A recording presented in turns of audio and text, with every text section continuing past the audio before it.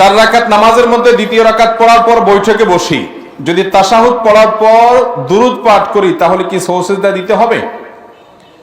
4 রাকাত নামাজের মধ্যে আপনি দ্বিতীয় রাকাতে হয়তো ইমাম সাহেবকে পাইছেন, এখন তাশাহুদ পড়ার পর আপনি দুরূদ শরীফ পড়ে ফেলছেন বা ইমাম সাহেবের সাথেই আছেন, দুরূদ শরীফ পড়ে ফেলছেন, তাতে আপনার সিজদায়ে সাহু দিতে হবে না। কিন্তু একা একা যখন আপনি পড়তেছেন তখন দ্বিতীয় রাকাত তাশাহুদের পর আপনি উঠে যাবেন, দেরি করবেন না। তখন যদি আপনি তাশাহুদের পরে ঠান্ডা মাথায় আবার দুরূদও পড়ে ফেলেন তাহলে হানাফি মাযহাব অনুযায়ী আপনাকে কি দিতে হবে? সিজদায়ে সাহু দিতে হবে। ইমামের সাথে যদি পড়েন তাহলে পড়ে ফেললেও সিজদায়ে সাহু দেওয়ার কাজ নাই, কারণ ইমামের পিছনে মুক্তাদির আলাদা কোনো সিজদায়ে সাহু হয় না।